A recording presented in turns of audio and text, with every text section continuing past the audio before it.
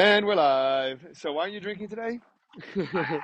Other So than the at the fact that it's Monday at 10 oh, it's or noon. Monday at 7:20, but yeah. Yeah. But What's up? tomorrow I have a actual finally after all these years of what we like to call a rummy tummy, I Oh finally no. have a genetic test that will test if I'm actually lactose intolerant or I'm just crazy. You think the whole thing is lactose? Dude, it's not No, but it's lactose, it's part of it. stress. It's one of the things. It's not one of the only things, but like I don't like let's say if we go out, I don't eat ice cream. So it's like it could be just a anxious reaction to oh my God, there's not going to be a bathroom, but it's more of like a reality thing now where it's like a reality thing. Yeah, English. It's more of a like just to really see if I've actually had something all of these years where like I remember when I was like 14, 15, post besides for drinking orange juice, but post working out or post playing basketball, I would drink like a cup of milk or 100% what I used to do. God, I don't think the human body is really meant to drink cups of milk like that. We're not. I don't think we are. I don't think, but I Ari also don't. Mendelo drinks like Ari Mendelo single-handedly drinks like a gallon of milk a day or half a gallon of milk a day. It's crazy. He's like, That's like his main source of protein. right. I was going to say he would be the one person that it might even be cost effective for him to buy a cow. You That's know, right, like, because all he does is eat milk and cheese. yeah. I mean, So he funny. he finally started eating soup. Eating soup? Do you eat soup or do you drink soup? The time-old question. Do you Is a hot consider dog a sandwich? is a hot dog a sandwich and is cereal and milk considered a soup? So I like to say that cereal is a soup, but all other things are salads. Wait, what? The actual, I'll call it for lack of a better term, philosophical question is every food item can be broken down into a soup, salad, or sandwich. Who said that? Those are That's when three arbitrary categories. Where did you decide that? no, but those are the arbitrary categories. I didn't decide anything. Someone told me this. Who told Who you am this? I? I don't remember. Okay, yeah. So anyway, so let's presume for a minute that you got sandwiches, salads, or what? Or soups? Soups. Like, What about are you what to about raw me that material? What about a are you? vegetable? But it's like no, but it's like components. I'm saying like food items that you actually eat like together. Meaning like you can argue that any food item, not you can't be like okay, I'm gonna eat a tree. Like a tree's a salad. Like no, like Yeah, or but you you're can eating plants. yeah, but then you can argue that's a part of a salad, which makes it a salad. You know, like if you want to play the game of knick-knack and paddywhack and all those things, you know, like Okay, fine. But like, right. then I had someone like I think it was like a Shabbat meal or like a Friday night meal where someone was just like, I don't know, tea's a soup, and I'm just like, That's the stupidest okay, shit I've ever heard. Why is tea uh, a soup? that's why I said Karen, we're leaving. I can't hang out with people like this. I'm sorry. It's been nice. Um, but yeah, but it's but with the lactose thing, I'm very interested to see because like my dad always said he doesn't have an iron stomach, but he's always said like until he was like 45, he was able dairy, meat, well, not together, but like any time of day or night, he would be able to eat whatever he wanted to, no stomach problems, the occasional food poisoning, but that's not a big deal. I'm But kind of like, like that too, I think. yeah, What do I not eat? Like, what upsets my stomach?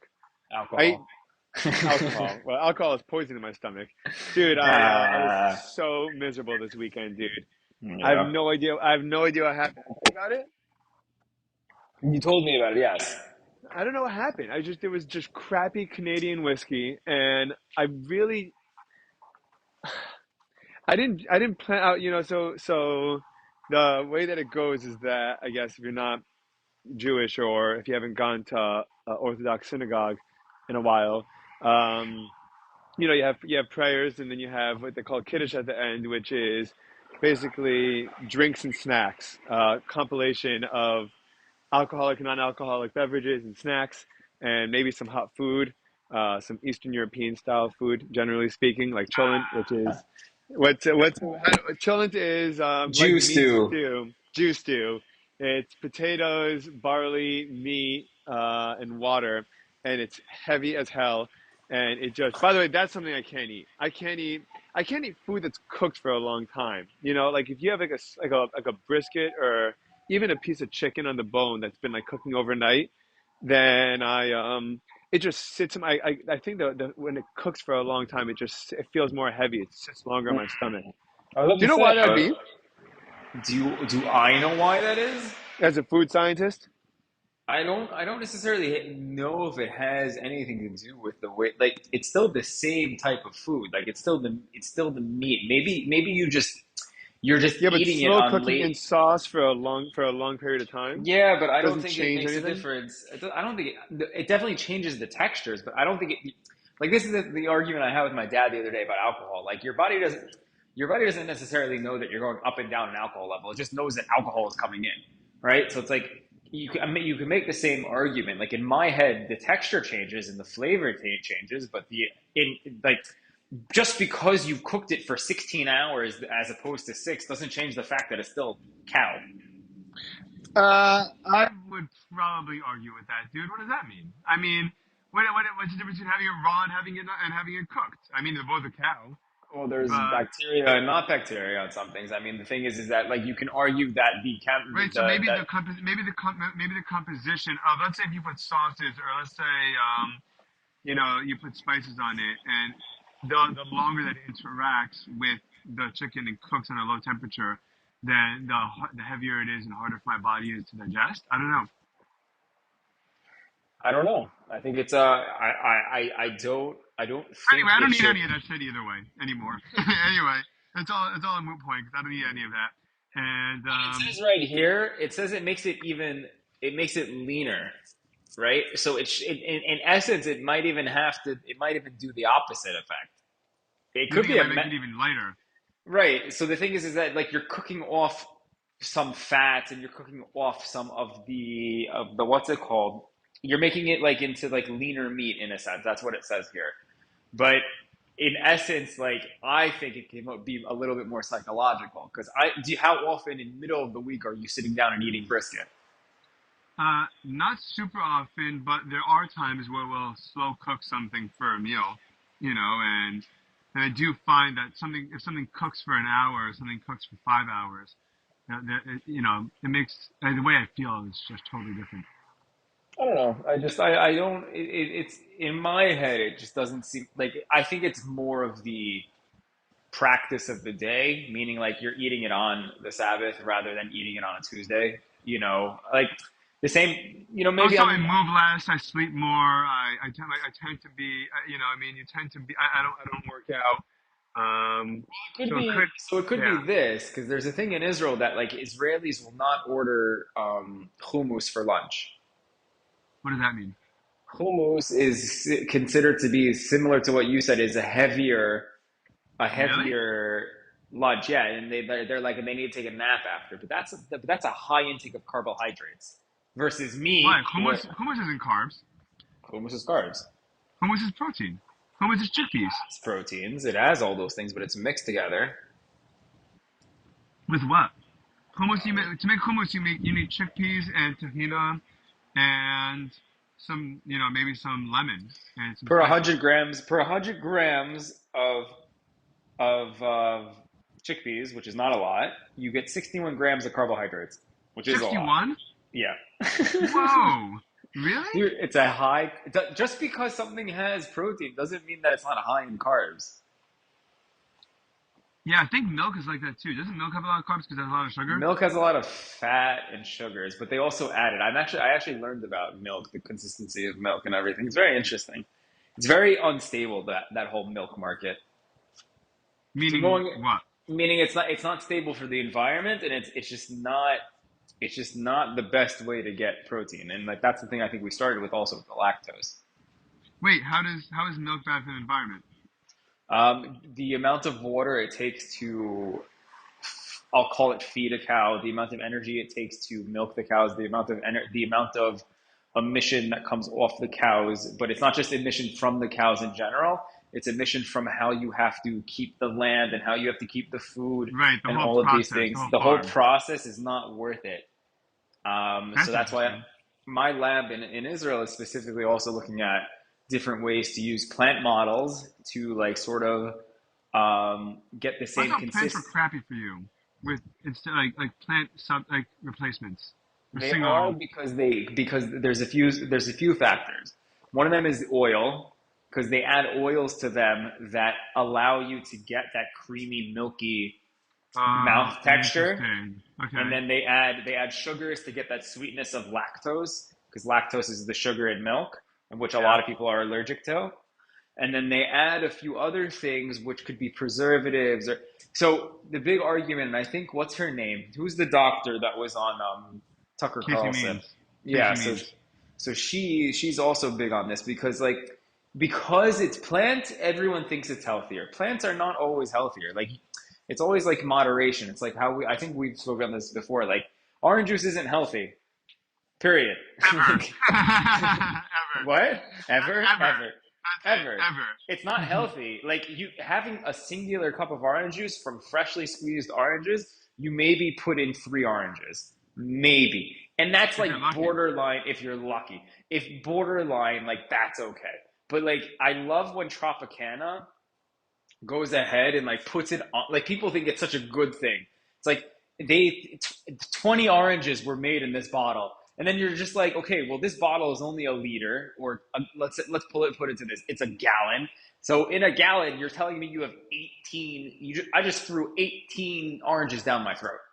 Yeah. Disgusting. And, and not just that, Tropicana also still adds, even though they shouldn't, because orange juice is naturally sweet and also tart, which is nice. But they also add sugars. They also add preservatives. They also add all of these things. That's why Tropicana is one of the top selling things because sugar is one of the most addictive materials in the world. Yeah, of course. We went to a speakeasy in Fort Lauderdale this past week. My sister-in-law's 21st birthday, Right. and my wife and I took her out, and what I like what's fun, especially even if you try to be a little healthy, then you kind of notice the difference in taste. But when you go to a bar or a place that makes cocktails with natural ingredients or more natural ingredients rather Oh than my just a bunch God, of it's like insane. syrups and stuff, dude. I mean, the entire taste, the entire profile, the entire experience is just so different. You don't feel, first of all, you don't feel as crappy as you're drinking it. Like you don't Right. feel like, I feel like this, like if you drink, like, let's say we make one of our stupid homemade tequila sunrises with orange juice and grenadine, right? So you guys Nah, they're great. shot a tube of tequila, a couple of shots of orange juice, a splash of grenadine. You feel the orange juice and the grenadine sitting in your system, and For they're so sugary, you're sure. definitely gonna get more hungover, right? 100%. It's more sugary, you'll get more hungover, correct. But then if you're imagine if you squeeze some orange juice, like some orange into a cocktail, and you throw some like homemade, or some like, some, I don't know, any kind of ingredient, mint or anything herbal or anything, just clean and fresh. You just like when you drink it, it's cool. It tastes more florally for sure, and it tastes more 100%. natural, and it was really cool. And it's the same.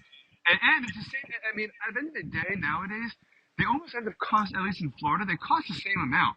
If I go to Margaritaville and I get one of their crappy cocktails that they just pre-make and they just have all the syrup for it, they just splash it all together. That costs 15, $16. If I go to this speakeasy and I get a cocktail there, that costs 15, $16 too. I mean, so I'm spending the same amount of money and going out, then there's really no reason to not get the cleaner ingredient. Like I know that a lot of times it's it's cost. It's almost prohibitively expensive. It used to be to get these more natural upper tier cocktails, but because everything is so expensive now, it's really not much. It's not much different. No, for sure. And it's funny you mentioned that because tomorrow, Karen's parents actually asked me to come bartend for them at their Hanukkah party. Not tomorrow, in Ooh, 2 days. So, nice. so, so I think 2 weekends ago, we were over for Friday night dinner, and I said I'm going to do a tasting menu for you guys. And before Shabbat started, before sundown on Friday, I was squeezing lemons and oranges and limes and everything. And then I started tasting the cocktails, and I'm like, holy shit, these are 10 times better than the Mm-hmm. shitty cocktails I've made. And I refuse now to buy bottled lemon juice or bottled orange juice or like it's just a question of I don't think it's not a money thing. Sometimes even Yeah, of course. the pre-bottled orange juice is more expensive than the orange is. Yeah, So it's definitely. crazy. You I just was have gonna to say when you're in I think Israel, produce is cheaper and more accessible, right? 100 definitely more accessible depending on where you go. Yes, cheaper, but not always quality. So that's the thing. Like you have to go to the good. Like when you go to the market in Jerusalem and you go there, they have the best fruits and the best this because they it's a tourist trap, which is fine. There's nothing wrong with tourist traps, but sometimes when you go to the cities like the city I live in, which is Rehovot, like you don't always find the best produce. Depending, you have to go to this store and that store, and the thing is that like there's laws in Israel that prohibit sometimes pesticides or preservatives or other things. So you get fresher fruit, but they're not always or GMOs. You don't always get like the biggest or Yeah, the nicest or all these things. Like it's so but funny that's that okay. It's it's good to completely trade off. okay. It's a good trade off for sure, but like I once bought an orange and I don't usually eat oranges, but I was like, oh, I'm feeling like I want an orange. And I cracked it open and it was drier than the Sahara. Like it was Right. just like It's gross. no Dry bueno. oranges are crazy, Yeah. dude. When each wedge is like is it like it's like all the life is like just like sucked out of it. Like it's crazy. It feels like a piece of paper. Yeah. I mean, yeah, but I definitely think that like going back to the cocktail thing, like I'm very, very, very into cocktails and I'm very into making them. I think I've told you before, like we started building like a small bar or like at least an alcohol collection. And like we're not, and it's so funny because I go to stores now, and because I've been watching years and years of YouTube content on cocktails and the science behind them. I even have a book that Karen bought me for my birthday about literally the science behind cocktails. And I love food science. It's what I literally do for a living. So it's like all of these Yeah. things put together. So it's like very funny how like again you mentioned that, but that the fact that like going to these places is worth it. But it's just there's such a cool science to cocktails, and like when I go to stores now, I literally go to them and I say, "Give me your cheapest whiskey," and they're like, "What do you mean? Don't you want? Don't you want it?" I'm like, "No, to get a good whiskey sour, you need the sweetest, shittiest whiskey you can get." And Right. like people don't understand. They're like, "Oh, but tequila." I'm like, "Tequila, you can go middle ground. Like I will always get a better tequila." Tequila is worth investing a little bit in. Right. But for cocktails is always the question because if you get bad tequila has a terrible, terrible, terrible aftertaste and bite. Yeah, it's got Like that bite tequila, and a burn. te- Yeah. yeah. So tequila likes to bite you back. It's very like Mexican in nature. It's like a Latino. It likes Yeah. to bite you back. But I love a good Totally. tequila. If Yeah. but and then gin's a little bit of an oddity. Like I never gin and tonic is always a good go-to drink. Like we are gonna have gin and tonics at our wedding, but it's like I never fully understood it because like gin by itself is sort of good, and then tonic is also a good drink. Like if you like, there are times where like by accident in Israel where I didn't read Hebrew well enough, and I would buy tonic as opposed to seltzer, Oh man, and that and I sucks. was like, shoot, and then I drank it. I was like, oh, it's a little sour, it's a little tart, but It's it's such an not bad. unpleasant experience, dude. What are you talking about? Tonic water No, instead of filter I water? like it. It's an acquired Oh, taste, dude. No, obviously I wanted seltzer, dude. But it's like I don't mind God. drinking tonic. Like now, I don't mind drinking tonic water by itself. Like I like it on its own. My grandfather said he would always say that whenever you have muscle spasms, that apparently tonic water is very good for for alleviating What that is pain. what is in it? That's my question. I don't even know what tonic water is. I don't know. I don't know. I know nothing about I, tonic water. but my favorite thing that people are always surprised because like the most forgotten alcohol is what? Forgotten? Probably Like the gin. most. No, gin is surprisingly not because that's the go-to. Rum. Ah, rum is forgotten, right? Rum And is Jaeger. the rum and Jaeger. Jaeger a little. I can live without Jaeger, but rum. Every time I drink rum, I'm always just like Dude, the what? best cocktails have rum in them. The best cocktails have Dark rum in them, dark and for sure. stormy. Is a Moscow Mule. Rum, No, no, it's you can make it with rum. you What do can you make call a it? rum Tom meal. Collins is rum. Tom Collins is rum, correct? I think is mojito a rum? A Mojito mojito with rum? is rum. Yes, yes, yes. Mojito. There you go. All the underrated drinks are rum. Right, right. Like, Jack like Sparrow. Jack. Yeah, but but no, it's true because like, why did sailors always drink it? Because it was got you drunk pretty quick. It's also 40%. It didn't hurt. No, it was Meaning also like, cheap. It was it's cheap, also cheap. and you made it out of sugar. I think it was. I think it's root. It's I made think out of it's based sugar on sugar. cane.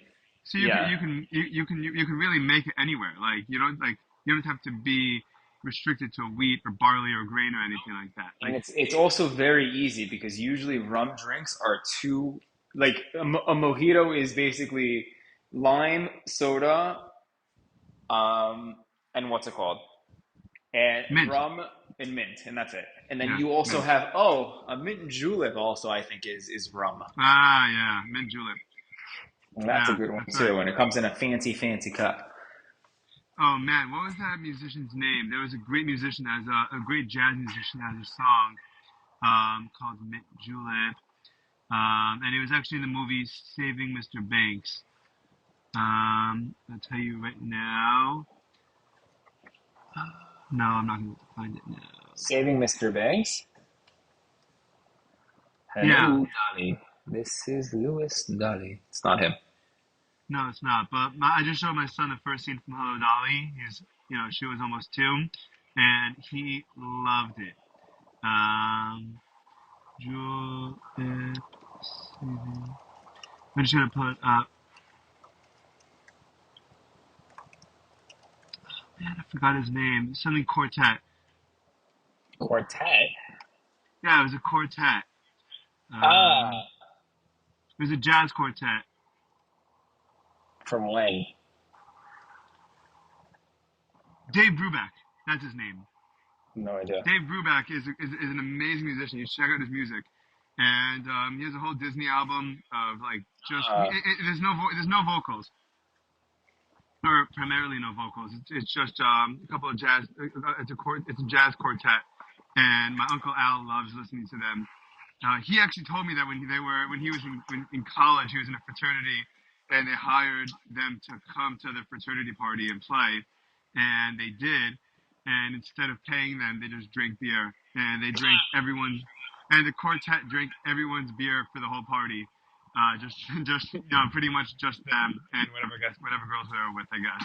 But way to go, no? and you know what the rest of the party drank when there was no beer left? Go ahead. Full circle. Crazy, actually. That is actually what it was. They drank glasses of milk, dude. Oh, They didn't have any. They didn't have any other. They didn't have any other drinks. All they had was milk left in the frat house. And the musicians drank all the alcohol, and then everyone else in the party was just drinking milk. I don't know if it was spiked or not, but I that's mean, what he told me. I've heard people spike their milk with Coke and vodka, and there's a name to it, and I forget what it's called. No, we also had the White Russian, dude. Ah, right there. Oh, they're also White that. Russian, vodka, heavy cream, and I guess some kind of Irish whiskey or Kahlua or Bailey's or whatever. I have to You watch The Big know, Lebowski again. I haven't watched it in a long time.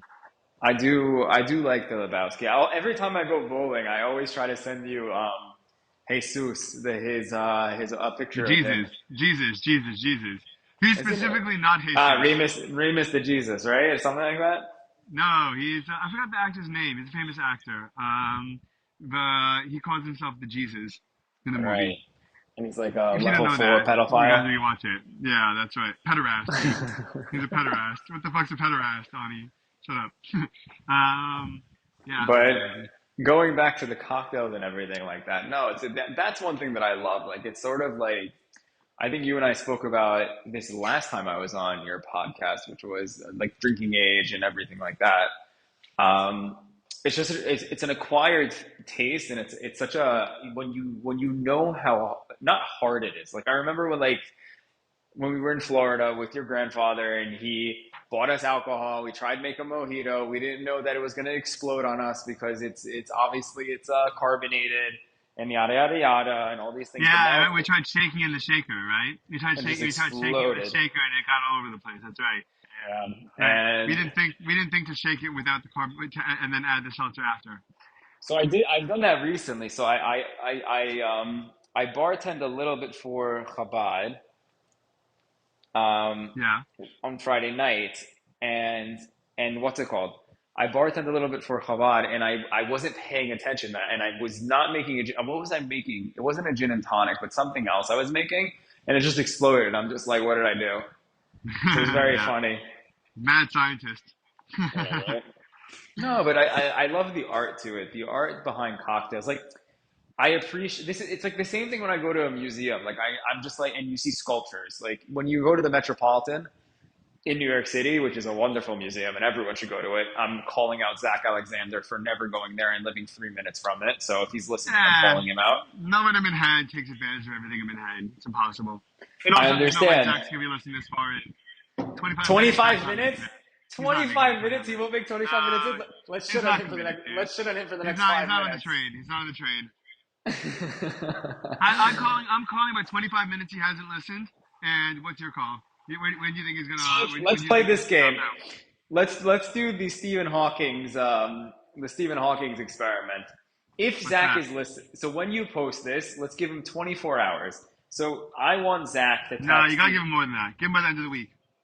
Fine. So I'm gonna give him. Let's give it till Friday. Friday. Zach listens to 14 podcasts just about the Rangers on a daily basis.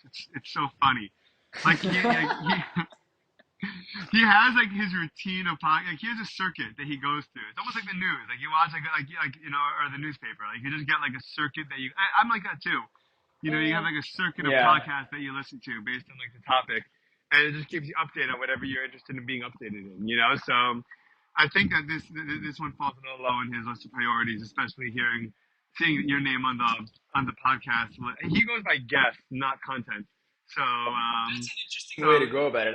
I go by podcast because I like because each one is like a person. Like I don't mean that as like the person who's presenting. I mean it as like the podcast itself has its own personality. So like I hmm don't so I don't love other people's not their personality, but the podcast personality. Like I yeah, of like course. like this is why I specifically like Tony Hinchcliffe and I like Kill Tony because I like his what's it called? But he that's a bad example because I would listen to him on different podcasts because it's a different way of seeing him. I don't I know, would but I actually love probably but listen to. I would listen to Tony Hinchcliffe more likely on a separate podcast as a guest than I would listen to him by himself. I think. interesting. Why is that? He doesn't speak to me as a comedian. I think he's very talented. I think he's very smart, but I don't think but he doesn't speak to me as a comedian. I think You he's know, I like to changing. be surprised. I like to be You like to be surprised, surprised. Interesting. and when someone's a roast comedian, generally speaking, there are limited directions that you could go. Like there are creative, colorful ways of putting it, but the punchline is not usually going to be a huge surprise. So you don't like what's his name? Who's the roast master guy? He's bald. Jeff, what's his name? Jeff, Something with a not W? Jeff No. Dunham. No, Jeff Dunham's the puppet guy. Yeah, I know what you're talking about. He was on Jeff Ross. Ross. Yes, he's the one. He was on the roast of Tom Brady. Well, he's the one that brought it back. You know who started these roasts and these days tables Yeah, and that's everything? that was Andrew The, Dice Clay. No, no, I think it was the Rat Pack. I don't think it was Andrew Dice Clay. I think it was the whole. I mean, unless I am wrong, which is I'm totally the happy to be Rat Pack wrong. like Sinatra. Sinatra, they used to sit down and do all of these, like Don Rickles. They used to sit down and So maybe Don Rickles originally, but Sinatra, like the Rat Pack weren't comedians. yeah. They were No, but goons. they would go to these things. But they were actors. They were what? They were goons. They were goons. They were definitely goons, dude. No, I'm not disagreeing with you, my dude. They're But they're so romanticized. It's so interesting. It's so interesting what we choose to be romanticized by, and like what we choose to care about or not. You know? well, I like how you mentioned that because you did mention something in your, I think not your last podcast, but with when you were with that whole group of that Yeah. whole gaggle of Florida guys, I'll call it. I think we're doing that again on Tuesday night. By the way, tomorrow night. It's so funny. We're gonna try to rein it in this time. I don't know if Guy's gonna make it, but I think we're gonna do it again. Dude, Kiwi, just let Kiwi laugh for an hour and a half, and I think I'd listen to it. Yeah, he's great. He's awesome to have. He's awesome to have there because he he adds another layer of depth and entertainment that helps create that, like what you said about each episode, that he adds a lot of dimension and personality to the episode, that even if he's not talking so much or contributing so many, so much or so many ideas, Right. he changes the whole environment. And especially, by the way, because he has access to an insane amount of knowledge, and it's so funny because it's knowledge that I don't even know that he knows he has access to. What does that What are you mean? doing? I just took something out of a Sorry. package. Don't yell He at has. me. Sorry, it just he has access. Like he knows an enormous amount because he goes through, similar to me, where you go through phases and you get into things and then you Mm, kind of move on to the next thing, but that library doesn't ever really go away, right? So for example, like, I had a couple of year long James Taylor phase, and I haven't listened to James Taylor in a long time. I went to a concert this summer, but short of that, I really don't listen to much of him anymore. But okay. I know a lot of his songs, I know a lot of his albums, I know a lot of information about him and his music, and but it's not just applicable or relevant or at the forefront of my everyday life right now. But if it's brought up, if someone's like, oh hey, you know this guy named James Taylor, I'd be like, yeah. In fact, I went to a concert and I know this and this an album, and I know that he played here and here with Carole King, and he used to do this and this. And like, you wouldn't have known that I known that had it not come up in conversation.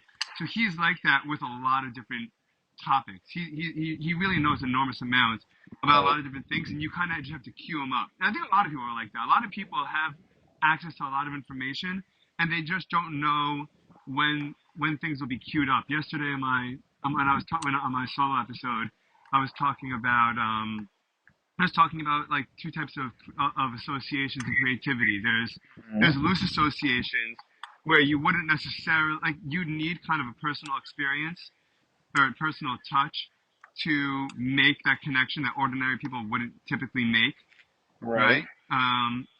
So for example, if I have a whacking fishing story that happened to me, which I do, or or not, or what's a Why snorkeling story? story? Yeah, snorkeling, right? And so my association with the word snorkeling is going, is going to be a little bit more flexible than most people's typical association with snorkeling because I had some kind of weird one-off experience with it, Right. and so I have more creative freedom to kind of come up with different associations, as more loose associations, and then you have the associations that are a little bit more typical or more closely related, which is if you're thinking sky, what are some words what are some words that initially jump out at you? You have planes or Right. clouds or rain or sun, and Blue. so those are typical associations. But I mean, Elon Musk might associate skies with something very different than you or I would. So Ah, Mars.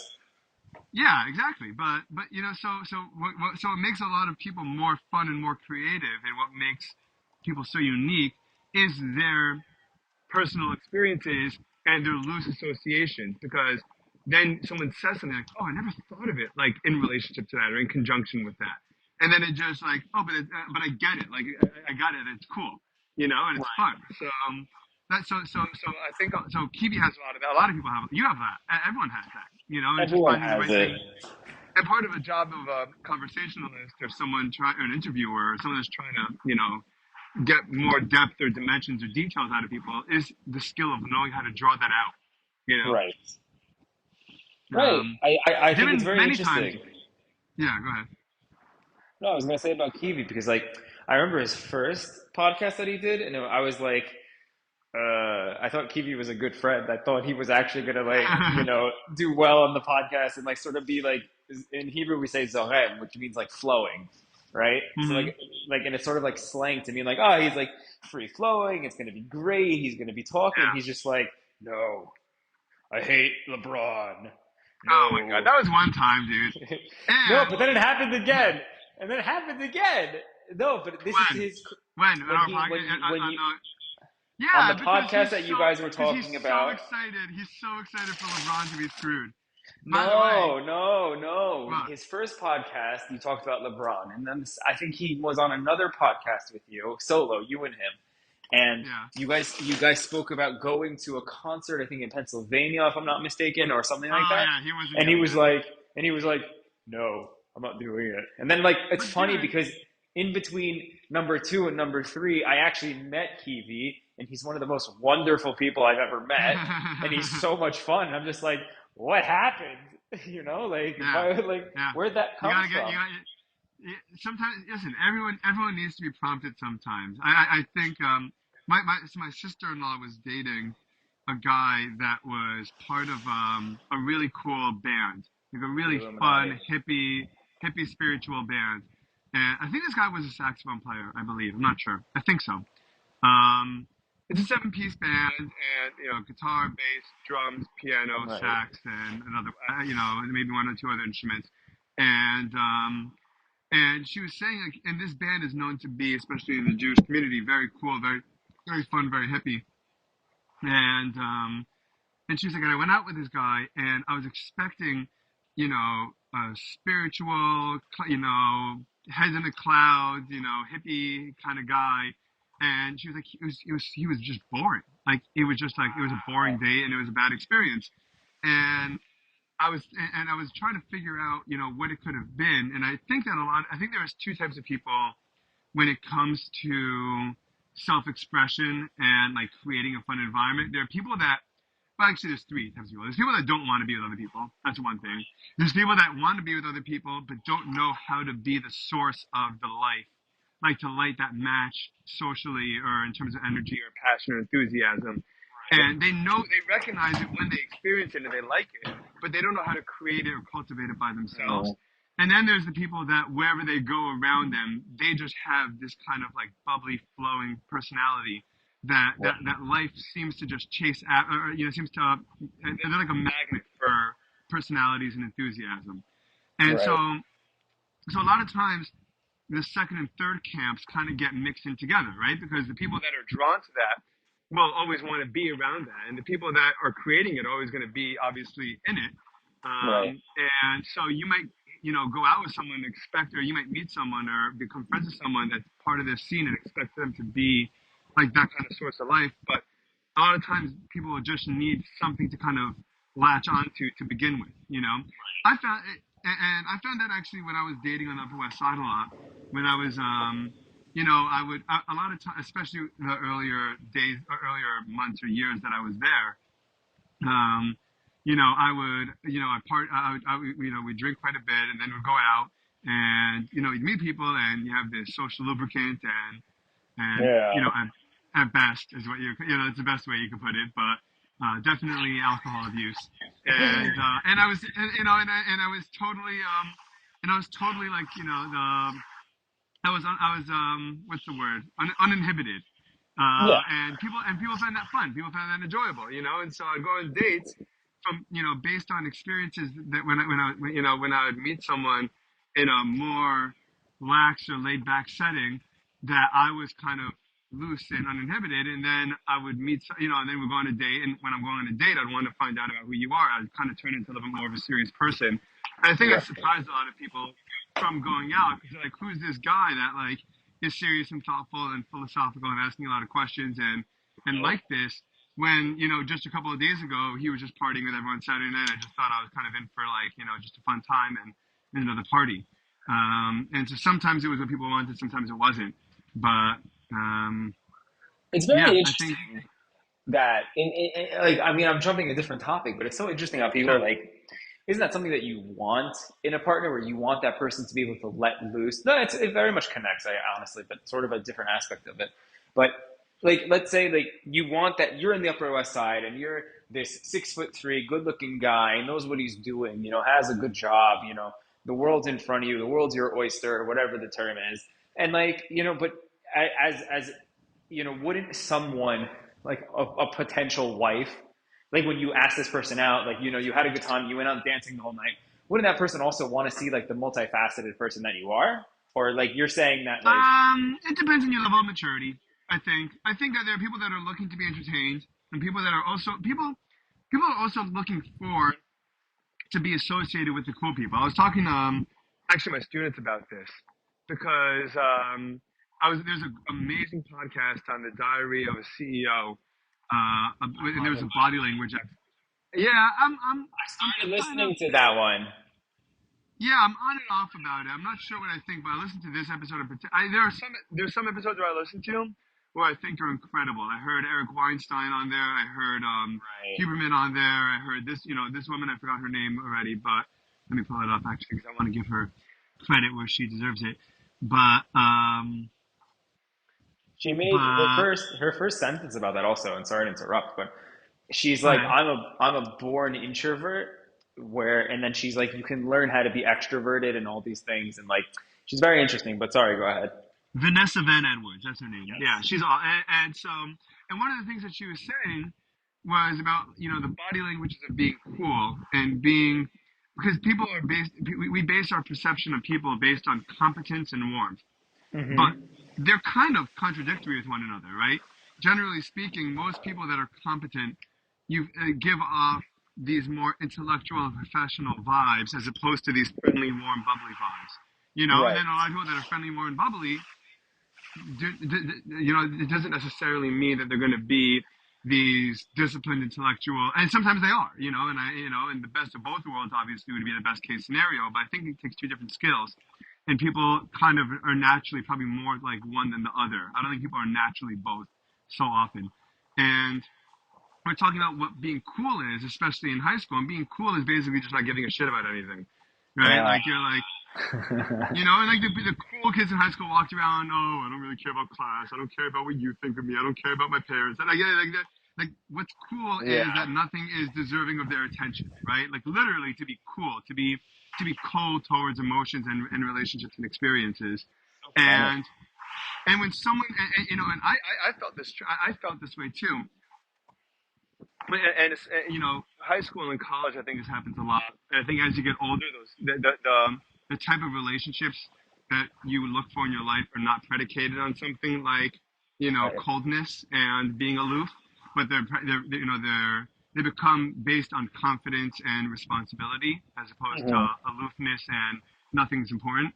And so we're talking about how when like I was like, if let's say 10 students texted me and I only responded to one of them, and I read everyone's message and I intentionally ignored it, and only one of them I responded to. I was like, why is that kid gonna feel good? Because we're all looking for validation.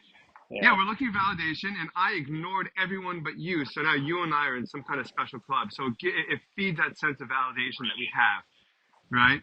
I think that a lot. I think, and it's obviously a stupid and then there's the confident cool, and that's kind of like the people that I feel like I'm friends with more, which is you may not be socially cool or socially graceful, but you are confident in who you are, and you're unapologetically yourself. Yeah. That's what I think is cool. And so I think that at this particular point in a lot of people's lives on the Upper West Side, I think I think people are making the decision who to go out with and who they want to date based on what perception of who's cool and who's who is, Right. and if I'm this confident, fun guy, even though I was, inebriated and I had some liquid courage and luck, if I was this kind of guy, then they would consider that to be a cool. It's like social value. It's social currency. Like they got X amount of social dollars from going out with someone that was a fun guy at the party that everyone knows. But Right. it's a little bit less It's all social social currency. currency. Yeah. Yeah, but it's less social currency to be with the quiet, reserved guy that's asking you questions about what your values are and what your passions are in life, and what your plan is to pursue them and how you plan on being yourself. For That sure. requires a lot more work of you, and so a lot of people may not be interested in that because it's not as easy as just having that quick social fix of, oh, I'm just dating a cool guy, as opposed to I'm dating someone that actually expects me to be a person. Not even, and I'm not even like, don't make yourself anything for me, but I just want to know that I'm in a relationship with someone that has a sense of life to them, that has a sense of self that's different than everyone else. I want to go to two things on this. The first one is very unconnected because we never took the bet on when Zach is, if we give Zach the moment to jump in. So I want You to think give it's going to be Zach up to that. here? I don't think it's going to be up to here, but I do want to make the bet that I want to go back to that because it's going to be funny. Because if he doesn't, then he doesn't. I want to give him until Friday before Shabbat your time. So Yeah. basically, let's say Yes, 5 days. Yes, let's 5 days. let's say 9 a.m. your time. He has 5 days. 9 a.m. your time if he doesn't get back to any of us saying, haha, very funny. Or let's give him like actual, no, it's too late in the podcast for that now. But if he doesn't get back to us, then about anything, he doesn't have to say anything specific. Yeah. But now Well, to go no. back to everything that you said, um, I wanted to like touch upon because this is something we spoke about recently. Because also including Zach, we just had our 10-year or 11-year um, high school reunion. Oh, man. Yeah. And you and I, if people who are listening don't know, we did meet in summer camp, but we then had 1 year in high school together because you joined when I left. Yep. I didn't go to senior year, and you went to junior and senior year at Frisch. Hmm. But basically on the same thing, like I find it very funny because even now I have a few friends in Israel who always come up to me and they're like, wow, I can't believe we're friends now. You were so cool in high school. And I'm just like, what? Well, I I think mean, you were cool the first couple of years, dude, and then I came along when you and I became friends. It became a little bit less cool. well, There's that's something exactly, not, there's not something exactly. inherently not cool about watching How I Met Your Mother in the hallways, waiting every week for the episode to drop. You know, No, of a I know, shitty TV show. but it was great. Listen, Yeah, I sure, had a, I loved it, but it just wasn't cool. I still think that like it's so funny that people say this because it's always like the term that I always like to use is that like you could be the king among losers or you can be an average person among all the cool people. And it's like Yeah, I always felt like I was the average among all the cool people. Like I never thought I had, even though I was spending Shabbatot at Liam or Judah or going to yeah, but I was never high enough to be invited to those parties or to be invited to the, you know what I mean? Like, so it was like sort yeah. of that middle ground. So I never understood why everyone thought I was so popular because at my yardstick, even though, yes, I was on the basketball team and I was hanging out with Judah and all these people, the people who everyone saw as cool and the people that everyone wanted to, um, Be to friends hang with. out with and be friends with, Yeah, exactly what you said. It's like those people, like, oh, but they want to be seen. Like, the cool thing was to be seen outside of school with that person, hmm, or the cool thing was, oh, you stayed over yeah. for a What did you do this weekend. weekend? I hung out with a cool guy, right? Yeah, like I hung out. I played basketball at the cool thing back then. I remember I think it was Yes, the 10th grade. JCC. Yeah, I bowled at the JCC, and some of the YU guys, the YU players came. That was No, like the that's cool not thing. true. There are other good players too. The top players from Jersey would play in that. It was in For Tenafly, right? sure, it was in Tenafly. Yeah, I don't think it That was. was a Yeah, the sick JCC sport. Tenafly. Those are great games. Those are always fun games. It was so crazy. I remember one time Judah's mom driving us, and it was just She's like so great. one of those She core like she'd make core high school sandwiches for you, memories. right? Whenever you slept over, she'd make sandwiches for your lunch the next She, day. yeah, she would make us breakfast, and not breakfast. She'd make us lunch, and she would always like because I lived an hour away on a good day from high school, so Right, I had to right. bus in. So my parents sometimes weren't able to always pick me up from practice, and I would just sleep over by Judah. One or two times I slept over at Liam, or I got stuck in Teaneck. And then once you came along, I was always at your house. Yeah, I think I lived at your house. There was definitely one winter break where I lived at your house. and You summers. know, You spent a lot of there were time together in summers. definitely summers. Well, summers were a little bit different because I did my lawn mowing business, so I had a reason to be home. Right. Which I always think back to that, and like whenever wow, major tangent, but whenever like someone cuts grass or cuts down trees in Israel, like I will literally stand there for like 10 minutes, just like inhaling, just being like, wow, memories. Okay, Yeah, dude. crazy. Dude, you're ready. You're officially ready to be a dad now. When you appreciate well landscaped property or well tended landscaping rather. Yeah, I Man, guess. that's how you know you're ready to be a dad, dude. It's a biological clock. Yeah, I guess. I guess, but it's memories for me also. It's not just double ended if I can say it that way. Like for me, it's more it's for as of this moment, it's more memories rather than fatherhood. Like obviously, with everything coming down the pipeline of weddings and whatever the hell future holds.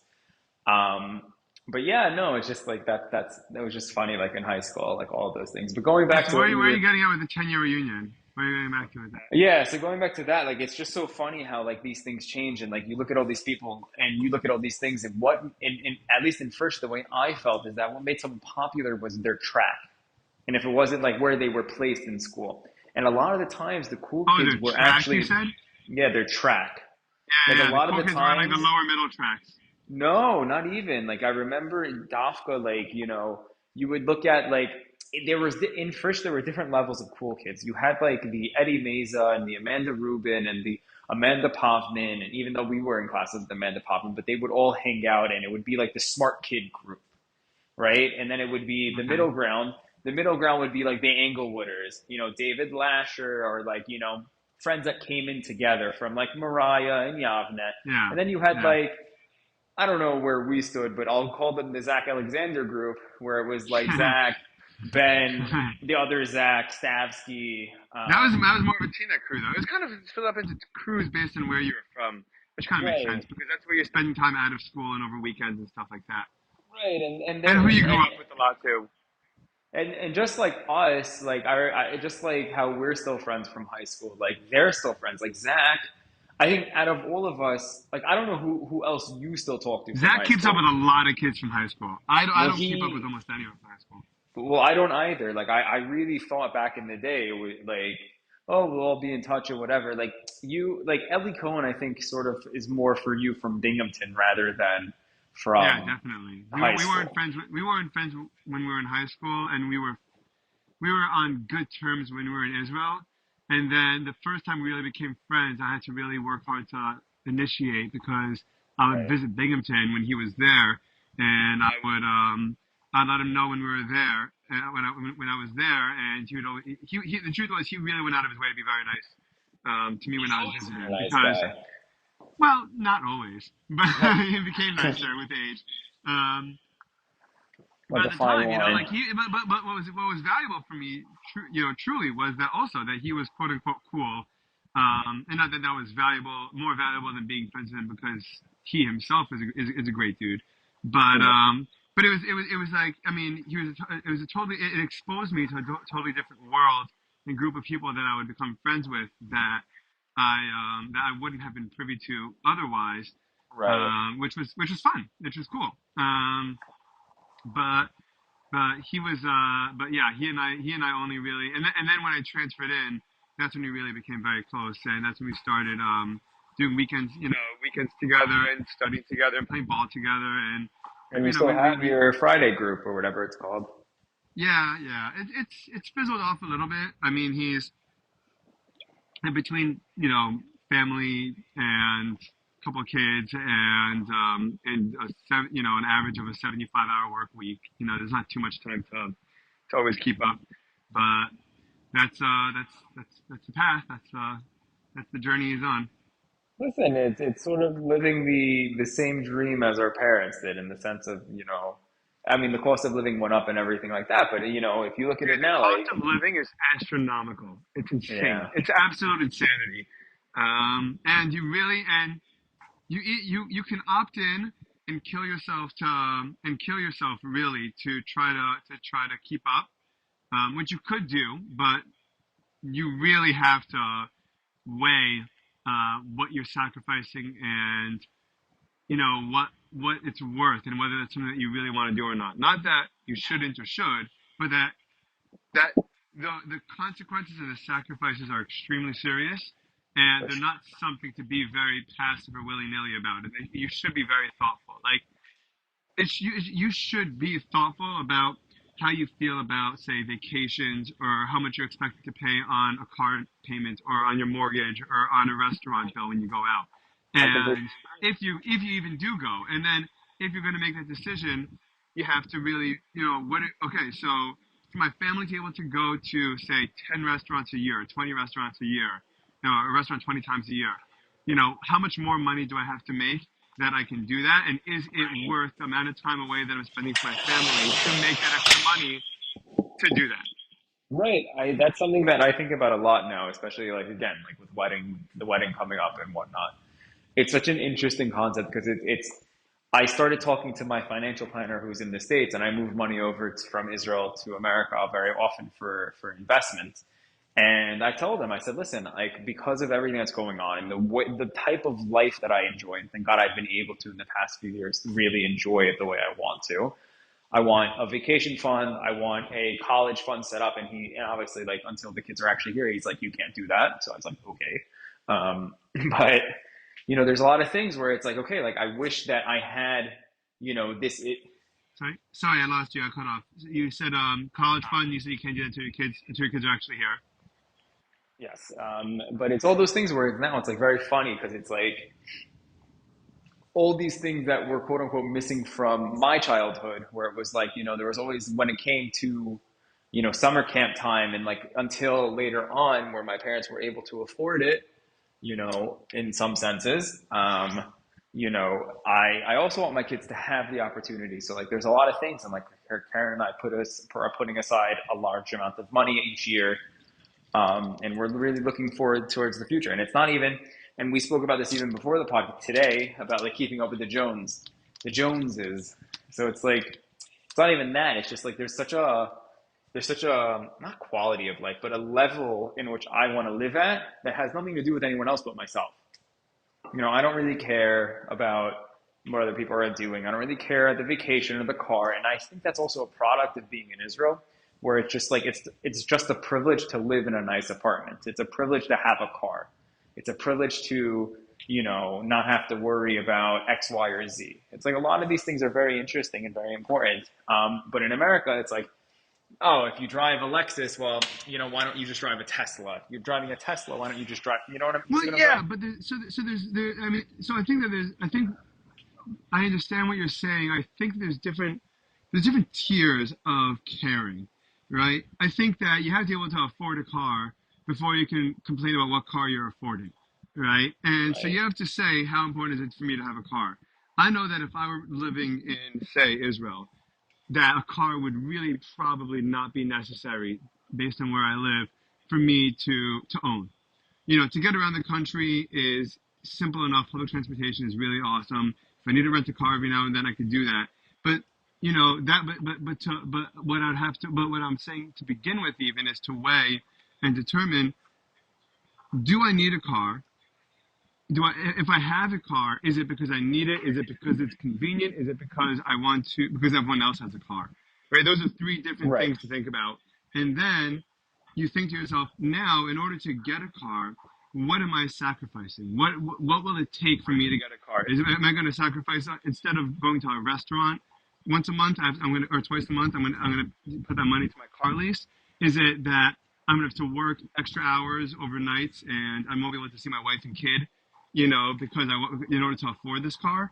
Because that's something, that's something that I might be able to quote unquote afford it, but I'm sacrificing something that potentially is far more valuable. And I have to think about: is it more important for me to spend time at home at night with my 2-year-old than to have a car?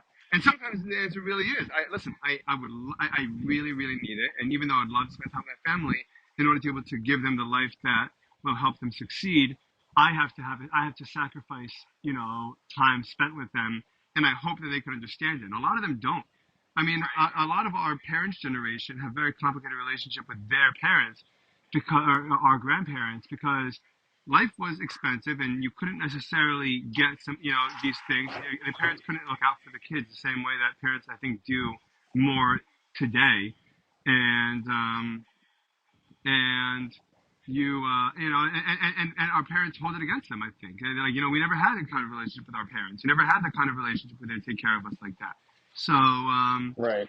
so we can look at it from a new lens, because we see the way that our parents interact with their parents, and how do we want to deal with that, Right. We're spoiled in the sense that we're afforded the ability to have these choices as well. Like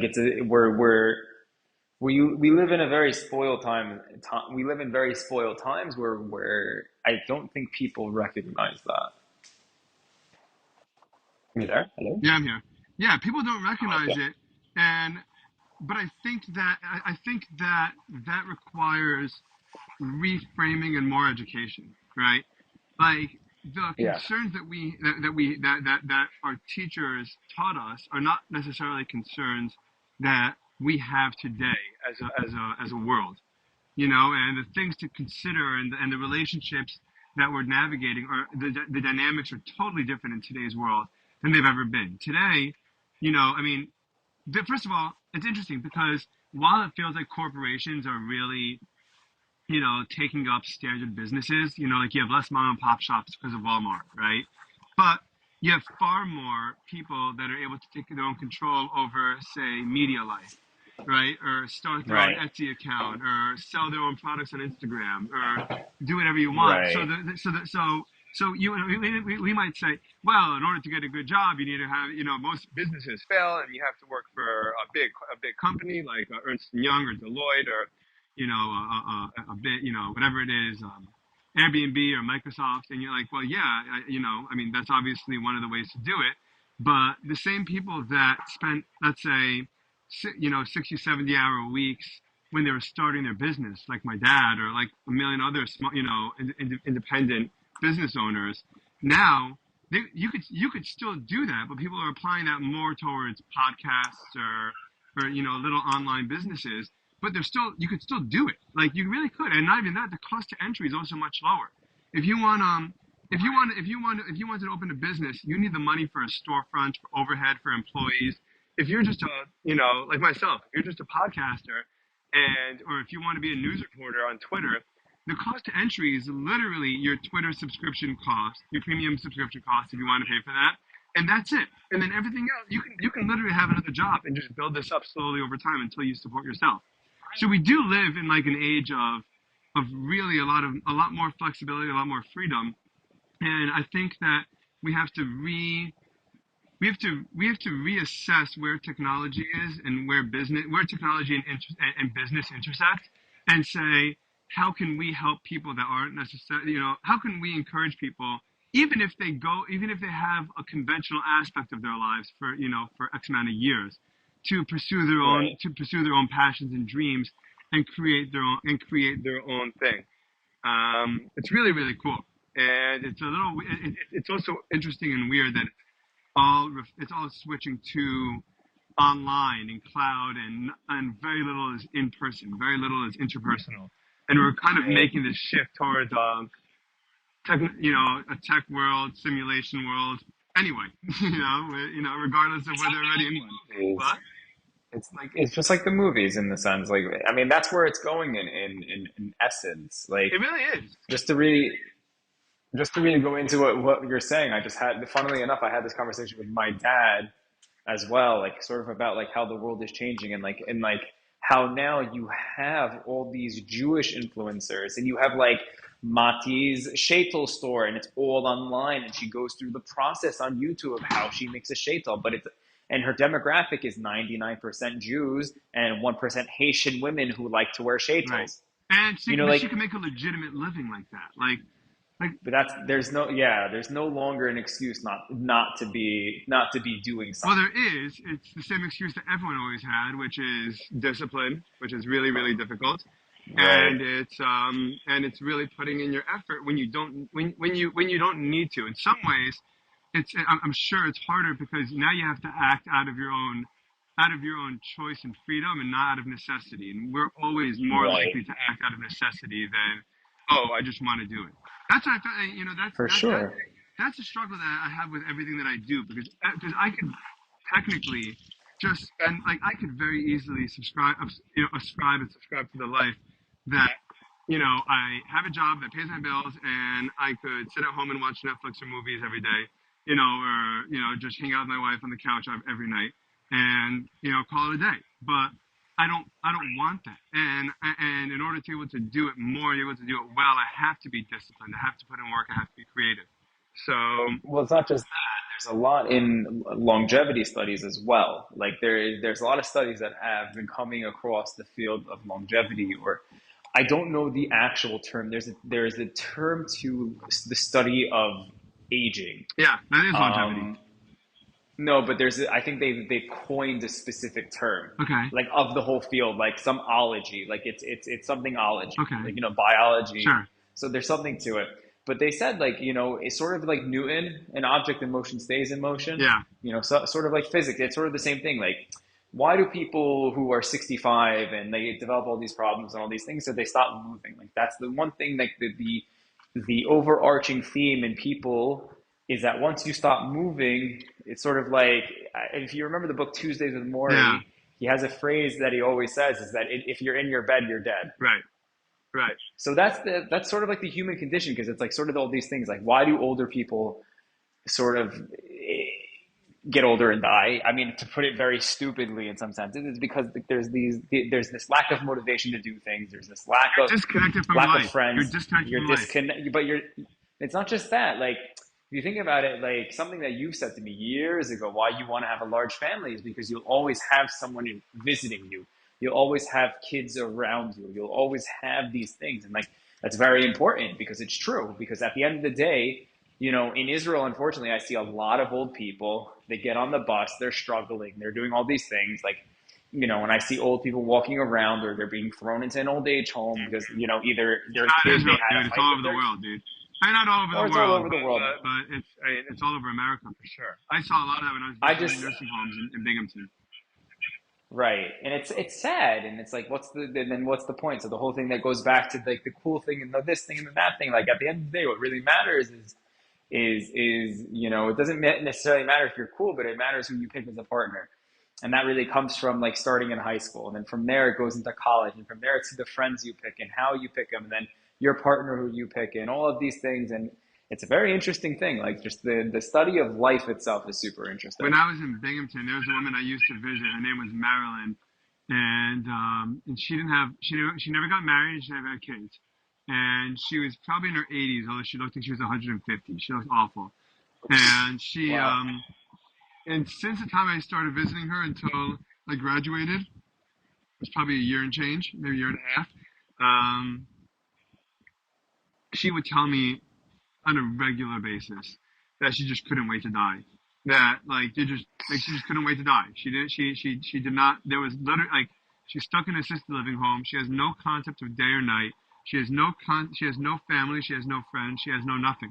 This happens to be this assisted living Right. home was one of the worst quality ones, and that's also crazy. Really? Yeah, dude, if you visit a good quality assisted living home or a bad assisted living home, it legitimately feels like the difference between like a Hollywood movie and a horror movie. Like it's Wow.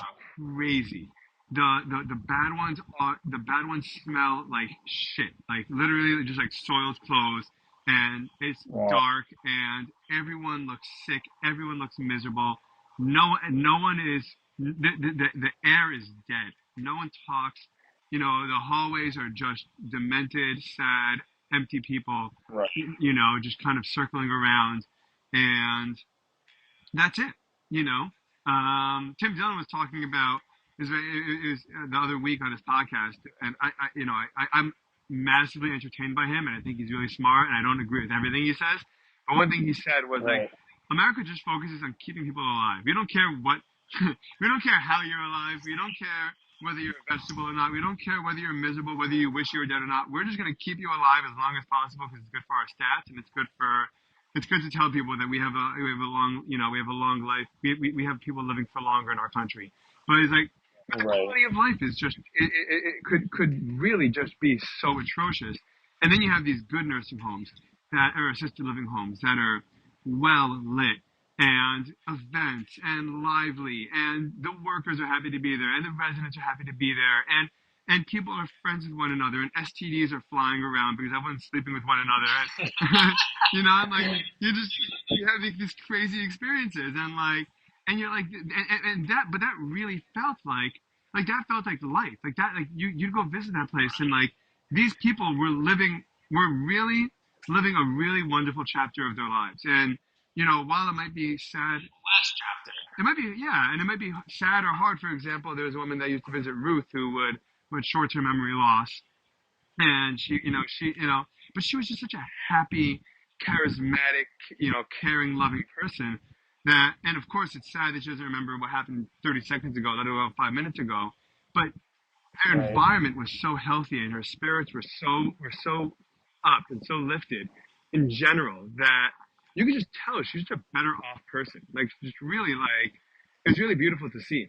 Um, do you think, out of curiosity, circling back to the having to do something with yourself, do you think that someone that doesn't do a lot and then retires deteriorates faster than someone that is constantly doing things, jam packed, and then out of the blue just stops and retires, and all of a sudden just stops? Do you think that the weight of stopping, like the trajectory, that would have a bigger impact because you went from being more active to less quickly, as opposed to being less active to not active at all? Or do you think that makes a difference? Dude, I think it makes. I mean, are you talking about age, or are you talking when? Yeah, I'm talking about, Like, let's say for example, right? Let's say like you have someone in their 70s, say a doctor, right? And this doctor is seeing patients and has a big family and is running around and always on call, and then one day he just retires and everything stops, right? And and let's say 75, versus. as opposed to someone that stopped working at 65 and kind of cleans around the house and goes grocery shopping for themselves, but like they're not really involved in the world, right? Who do you Yeah. think will deteriorate? Do you think that it makes a difference? Do you think like that rapid like that abrupt change in lifestyle makes a bigger difference on people's longevity? so I have two answers, and they're both subjective to myself. Okay. Like the first one is that the first one is more of a scientific view versus a personal view. Like the question is like, well, not scientific. The question is like, are you happy? Like, there's a lot of old age depression and feeling like disconnected to the world. So like in that sense, like yes, the 65-year-old might get a different halt and like a different he might hit a different wall or hit that wall later, or hit prostate cancer comes later on and all of these things because he's still trying new things. Like you have to define things because everything's I super, know. super I'm talking. subjective. I'm talking about your involvement, like being very involved in the world, or being less involved in the world. I don't mean. I would Yeah. imagine. So fine. So then I would imagine, based on my own experience, that the person who is more involved in the world, then boom, automatically stops. That'll hurt more than someone who's a quote unquote curmudgeon who's barely interacting with the world, isn't happy, and is happy to stay home and do nothing and all of those things. So I think that the person who is, I feel it now sometimes where it's like I have nights where like I'll send you a voice note and I'm just like, I don't know what to do with myself, and I feel like I have depression because I have a free night. Mm-hmm. Like I played basketball last night, and then tonight I knew I was going to podcast with you, and tomorrow I have this learning thing with Chabad, and I have all like my life is busy, Yeah. And then last week where I had nothing, I was like, I needed to tell myself, I was like, Avrumi, chill out, like next week you're going to be going fucking nuts, Right. So it's like so yes, I definitely think that the person who has all of these things, like if you told me I had weeks on end where I would just be home every night and like clean up, watch a movie, I'm not interested in that. Right. That's boring. Right. Yeah. So I definitely think that the person like sort of also connected the conversation like we had last night where it's like you're like, well, we're almost 30 and I'm debating right now what I want to invest in because like I'm sort of sick of playing basketball with these Israelis who don't know how to play and don't really care about your well-being, quote unquote, your physical well-being, and not quote unquote actual physical Yeah. well-being, Literal physical well-being for sure. Yeah, where I get knocked in the face and they're just like, "What? This is the park. This is how we play." And I'm just like, I played in the hood in America, and they don't even do this. And they don't call fouls, but they'll stop and be like, "Dude, you okay?" Right. Right. The funniest story There's I still have back, decency. There's still decency. there's decency, and like I remember playing at Rutgers, where like I'll call them hood rats for not a lack of better term, like very, very, very, very, very ghetto people. And I remember I fouled someone, And I was like, dude, you're okay. He's like, bro, D, you good, bro, D. And I'm just like, I still remember to this day because he, like, as much as he's like one of these guys who's ready to fight, like there's mutual respect Yeah, on the yeah. court. And that's what I miss about America. Everyone's like, Israelis don't know what, they don't know how to play basketball. I'm sorry. Like anyone who's Israeli listening, you guys suck and you're terrible. I'm By the way, sorry. Like, you see a lot of that in UFC too. By the way, when people like if you have like a fighter, if you have fighters in UFC, a lot of times, most of the time, let's say someone like pokes someone in the eye by accident, or accidentally, does like, hits someone in the crotch, like, or even just like a really good spar where they're both beating the crap out of each other. The round will end and they'll both give each other like a high five and a hug and move on. Like the Yeah. real sports about it, and like yeah, because it's not personal. It's not personal. We're playing a game and we're trying to see who's the best at this game. And I don't want you to be Right. hurt. I don't want you to do worse. that's fun. we're both playing on a as elite level as we could, and we're trying to outperform each other. And I'm sorry. I don't Right. mean to. I don't want you to get hurt. I don't want you to be injured. And I'll even acknowledge that I did something that that was not ideal or that I didn't mean to do.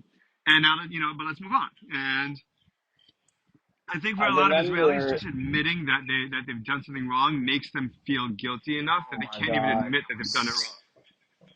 So the example Was is literally last night where I was literally playing. I got nailed in the. Someone was posting me up, and he was a little bit, not a little bit big, maybe he was 5'11", 6 foot, big guy, and like I can hold my own. Like not, he backed me up. He jabbed his shoulder, not jabbed, threw his shoulder at Hmm. me, and like I'm putting the hands on him and whatever, and I was like, dude, and like what? It's not a foul on me. It's not a foul on me. I'm like, dude, but stop the fucking game. Like Yeah, you literally just saw like. You just nailed me, and I moved to the side. yeah. He's like, oh, but you put. But then he's like, fine, but you saw we stopped, and he's like, but you put hands on me, and that's a very Israeli mentality where everything has to be a war, and it's very unfortunate because it's like in life here and what I've been realizing, because I'll give you an example when I go to a store right afterwards, but in life, and then we'll get back into everything the sports because Conor McGregor has a very good thing about it, a very good line about it, and I like Conor. Not recently, but whatever. But Apparently there's in controversy around this yeah, woman that accused him of this rape. yeah, so that's also a big one. I like Connor, and I like Connor for the sportsman. I don't like Connor for the personal. Okay. It's like You separating the you art don't from the want him to be artist. president of Ireland or prime I minister don't or Care if he's whatever. president of Ireland. Ireland is one of the most anti-Semitic places you've ever been to. Yeah, yeah, definitely. But anyway, with the Israeli mentality, like I'll give you, like I said, I'll give you a story after with my with my landlord, and then with that when we just bought our new stovetop.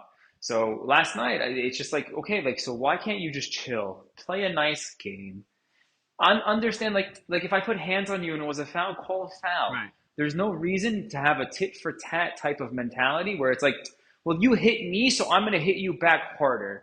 I'm just People that like, don't know how to play like that, by the way. so the unfortunate reality is that this kid knows how to play. Oh, And he's the one that always says, "Oh, everyone plays so dirty. Everyone plays so." The word in Hebrew is masriach. Everyone plays stinky, yeah, not dirty. So everyone plays very dirty. yeah.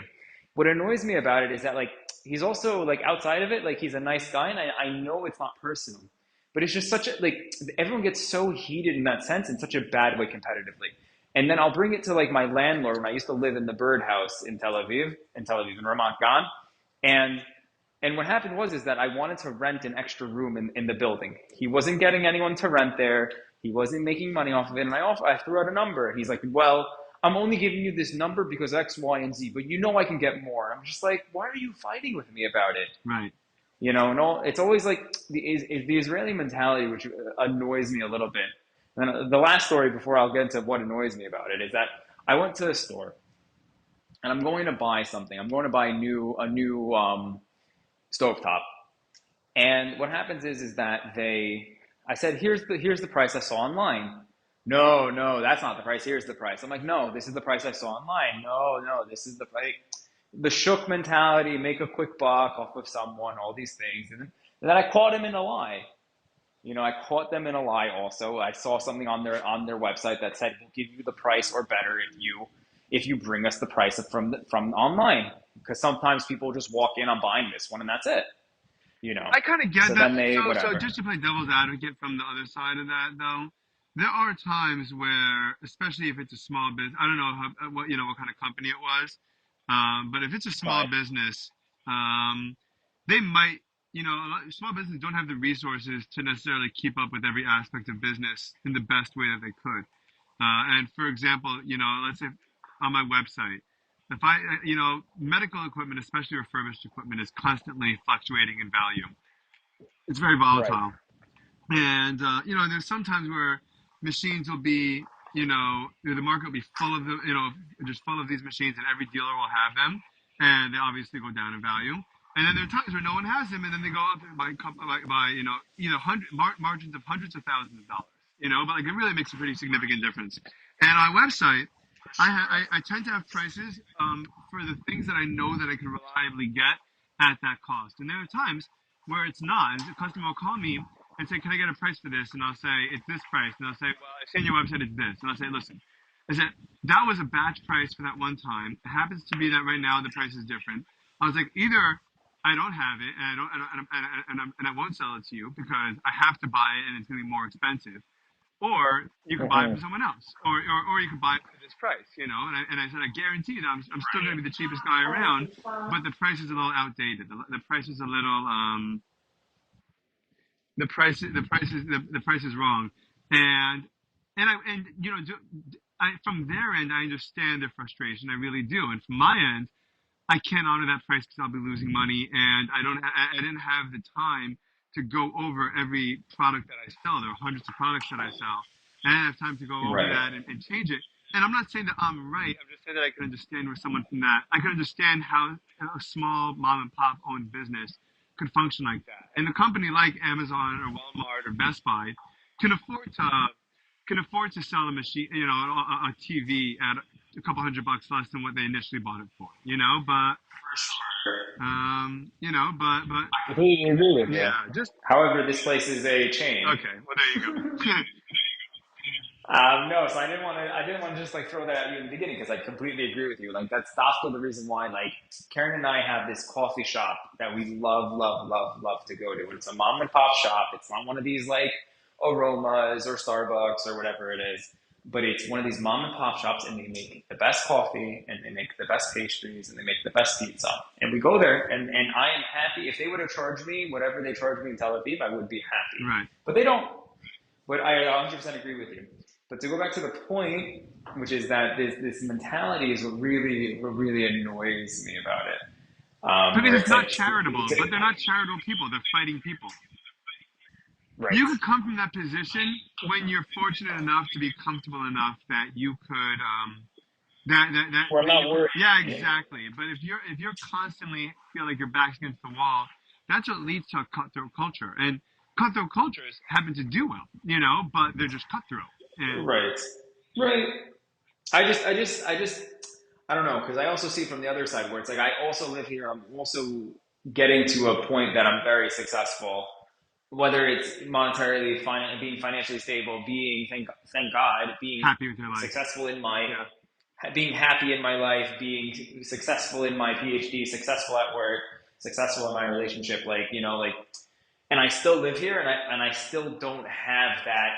Oh well, if you do this to me, like, I understand you have to be that way with terrorists and with everything, but yes, maybe it needs to be in the water, and that needs to be the system that happens here. And I understand if that's the case, then I understand. Right.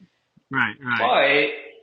But on the other hand, I also see American Jewry and how successful we've been through all this Diversity. adversity. Wow, I was like, what's that word? And all of those things. And it's just like, I just find it like, for me, It's not the it's same. hard. It's not true. I don't think your perception of American jewelry, especially their business habits, are accurate. I It happens to be that from that Jewish people are extremely difficult to do business with a lot of the time. They're like, yeah, I that I don't. I think it's a different type of cutthroat. An Israeli will look you in the eye and tell you you're an idiot, and an American Jew, cutthroat business owner will Give you the will be running a big company, and they'll demand, let's say, net payments from you, and then it'll be impossible to get the billing department to actually cut you a check, right? And then no matter what you do, you can't get through to them. It's very different types of competitive. It's very different types of cutthroat, but I would be I would be very hesitant to say that American Jewish business owners or businessmen are not tough like that or cutthroat like that. I think it just manifests itself in different environments in different ways. I hear that. I definitely hear that. I think more of my point was sort of connected and unconnected, but I think I sort of going to give up and try to figure out the sport on self-preservation of how to best go about like the next few, let's say 10 to 15 years of my physical activity. Yeah, I think that's something that I'm very conscious about and I'm very not much trying to want I'm to. not trying to shut down your perspective. I'm really not. I agree with what Oh, you're I know saying. you're I not. agree with what you're saying.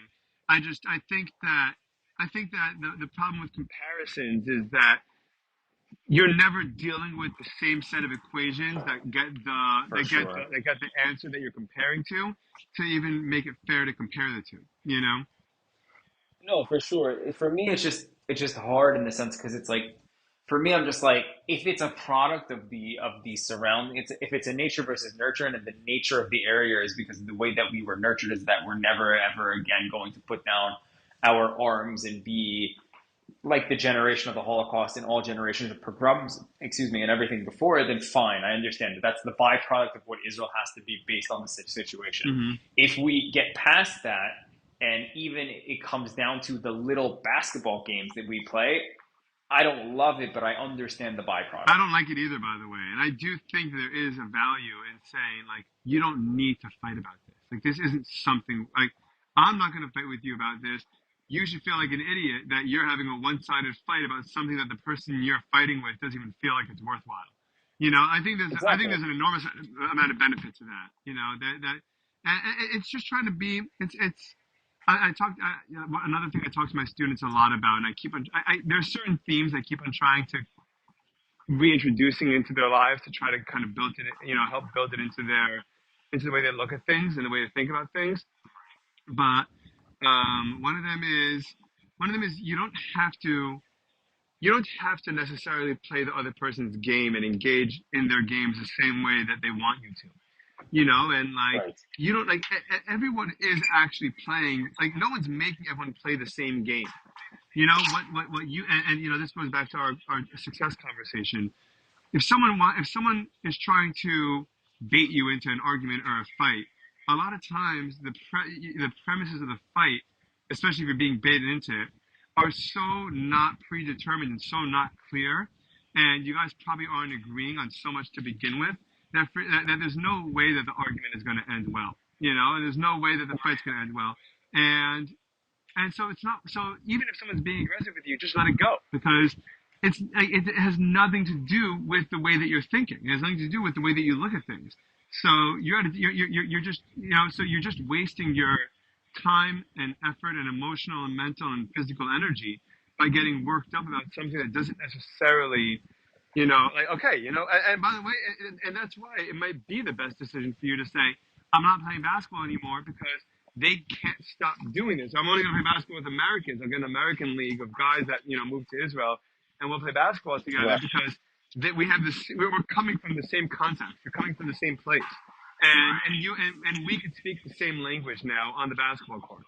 And that's what chemistry is. It's like you're speaking that same language, and it's an unwritten language that you both know, and you both could speak it, verbally or through your physical actions. That's what makes 100%. basketball so much fun. That's what makes sports so much fun. When you play a group sport, you gotta pick and roll. What is a better feeling than either being the point guard or being the person setting a pick in a pick and roll, and you just get that smooth play where you got to pick and it works perfectly, and the person does a little roll and you get a pocket pass, and you walk away and you didn't score, and the other person only got set up because you made that great pass into his hands, and and Right. everyone just feels incredible, and you guys feel like a bond. You literally feel a bond after that. It's such a cool And experience. when it just goes and goes and goes, it just works well. And like that's the thing that I love about the sport in general, where it's like it just everything goes on all cylinders and works really well and is really fun. Yeah, I think I didn't actually think about that. Where they're actually in Rehovot, I think, is a league of Americans that play like like the classic Saturday night league. Yeah, yeah. It's worth They checking have out. one here, and yeah, so maybe, but those are things that I'm definitely interested in. It's definitely something to think about, like to connect it all. It's like all these things that like I never thought back in high school that I would even be saying like, okay, it's time to like sort of rack it up. Like I I think I mean, you remember don't have telling to you, formally do that to yourself. You could just say, play less than I used to. I play basketball. I love basketball. I just don't do it as often I'm 30. the issue with that, right? The issue I have with that is I think I'm finally now. The reason I say rack it up is not in the sense that I won't play, but it annoys me a lot where like I'm in the best shape of my life now. Right. I'm able to play. Maybe when I was 18, I was still able to play hours and hours, but like by that I mean I'm in the best shape of my life now, where I'm physically and IQ wise in basketball smarter. Yeah. So it's like all of these things that I know what I'm doing and everything's hitting on the cylinders and I know exactly where to hit the backboard and the pass to make You're the perfect and to age do to be a those pick team and leader. rolls. Most team leaders, great team leaders in the NBA, probably reach their full potential in their late 20s, early 30s, like that. Right. Where you get Yeah. that consciousness and that IQ and that combination of physical fitness and experience. Right. I think now I finally have the ability to be at that level where it's like, okay, like I can shoot, I can play, I can do all these things, but like I'm not sure anymore if I'm so interested. Like I sort of look at you in the sense of like, okay, like you've learned to become a really good runner. It might have taken a few years, but you run all the time, you do all these things, you felt your body out and you have a rhythm. So it's like sort of all these things, but like the only person that could hurt you is you. That's also something I'm thinking about because it's like this is the conversation I had with my dad also about this, where it was like he was like, self-preservation is important because if one of my goals is that when Karen and I have kids, God willing, that I'll be playing basketball with them or sports with them, or if Hmm. they want to play soccer or Yeah. tennis or any sport, that I'll still be able to physically move and be fit. And that's one of the big motivations I have now of staying fit. Not only because I do like the way I feel and the way I look, but it's also because of the fact that in the future I do want to have that ability to play basketball or any sport with Yeah, my sure. kids. Well, that's your lifestyle, though. I mean, you're a healthy eater, and you don't drink a lot, and you exercise a lot. Like More. what? Not anymore. You're not what? You don't eat healthy anymore? No, meaning like Like no, like I mean that came out wrong. I mean I used to. I mean I Oh, used oh, to yeah, be. Never I mind. know, but you're doing the things that will keep you young and active. Um, yeah, yeah. Speaking of basketball, how much trouble do you think LeBron's in with Diddy? I don't know. I heard that he's what's it called? I haven't read. Do you know more than I do? I mean, you I probably do don't know if anything. you're So, bringing so it I up. don't know. I do. I, I'm going to go relative conspiracy theory. You want to hear my call? I had $50 in this call. Go. Did you, who do you have $50 with on it? I bet Guy Ben Hanna $50 that Diddy's going to be dead before Trump becomes president, and if he's not dead by the time Trump becomes inaugurated, then he will testify, and that whole list will be outed. We'll be out. But I think that my $50 is that's why that Luigi Mangione is going to do it. It's gonna do what? He was sent to the same prison cell as Diddy, the same prison as Diddy, not the same cell, the same prison as Diddy, and their lawyers are spouses. Diddy's lawyer and Luigi Whoa! I Mangione's didn't lawyer know. are spouses. Dude, Whoa! this if you want to know, there's two ways to think about this, right? Either he was coerced or paid or bribed into this. Meaning, it could be, hey man, do you want to do something really, really right and really, really great that no one's going to be able to do. If you go to jail, you can kill Diddy. We'll pay you X amount of money, and you'll be a hero. And in order to get into jail, you have to do something else that'll make you a people's hero. If he killed the CEO, if he did do it, right? But it doesn't make sense to me. Wow. It makes sense to me that he would want to get caught later, right? If he wants to go ahead and carry this out, right? I'm flabbergasted by what you are saying. Keep going, but Or holy shit. or he's being blackmailed into doing this, which is why he had his outburst when he was being brought into the police station. He's like, the American people aren't this stupid. You're not going to get away with this. That they're going to use him as a cover up to kill Diddy and just blame it on him. That Luigi Mangione, the guy that just killed this, this kid is probably framed as as a murder for the first case, and then when he does murder the second time, no one's going to ask any questions because he just killed the United Healthcare CEO. Speaking of which, Luigi Mangione is currently appearing before Manhattan court Right now? right now. It's live, yeah. Really? Because I looked it up because I wanted to see the outburst. Yeah, we should look into that. I should check it Crazy. out. That's a crazy fucking thing, dude. Dude, If that line, because it's not, because the crazy thing is, in the world we live in now, that line it of put the thinking pieces together, is, dude. it puts the pieces together, but it's not entirely fucking crazy. I know it's It's not. not Nothing's crazy crazy. anymore, dude. There's drones the size of buses flying around, and no one's talking about them. And this guy gets arrested. This guy gets arrested for killing a CEO, and a week later having the gun and the clothing and a manifesto on him. Dumb as shit. Except if you're being framed, and they're setting you up to be framed again, or unless you want to get caught.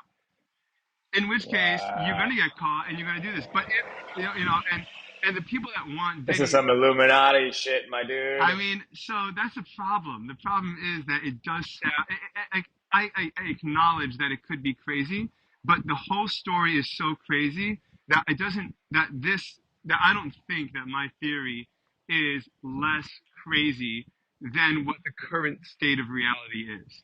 Like, I I think don't that either. I think for example, right?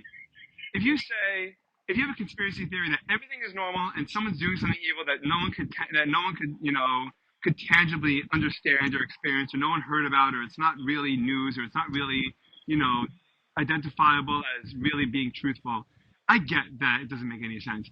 But nothing about any of Right. this makes sense right now. It doesn't make sense that he disappeared for 6 months before he did this. It doesn't make sense that he's this cold-blooded assassin. Like, again, my father-in-law, who was in Golani in the Israeli army, is like, I've never seen. He goes, I've seen murders before. He goes, I've seen deaths. He's been in the army. He's been all over the place. He's like, I've Right. never seen anyone like this guy had to have been a professional, right? And he's like, So and for a professional to get caught a week, like, to get out of the scene so intelligently and get caught so stupidly, it makes no sense. And like, no one's asking that question. No one's. I don't know why people aren't saying, dude, what's a professional, what's a cold-blooded assassin doing carrying around the murder weapon and his clothes and a manifesto a week later? Like, hide the manifesto if you're afraid you're going to get caught. Burn the clothes and throw the freaking gun throw the gun into the river. I mean, what are you doing? You know? I mean, watch any movie, watch any Sopranos episode. I mean, that's all you got to do. What are you carrying it around for a week? Dude, it Unless you want to get sounds caught, too and good. unless you want to get caught, and why do you want to get caught? I don't know, but it's a little weird that he ends up in the same jail in New York as Diddy, and the fact that their lawyers, that both of their lawyers are married to each other, is bonkers. Oh my! And I didn't know that. who would want Diddy dead? LeBron would want Diddy dead, I imagine. Anyone that was, Jay-Z probably wants Diddy dead. Pelosi. What? Pelosi. Pelosi probably wants Diddy dead. Like all the Ellen probably wants Diddy dead. Tom Hanks wants Diddy dead.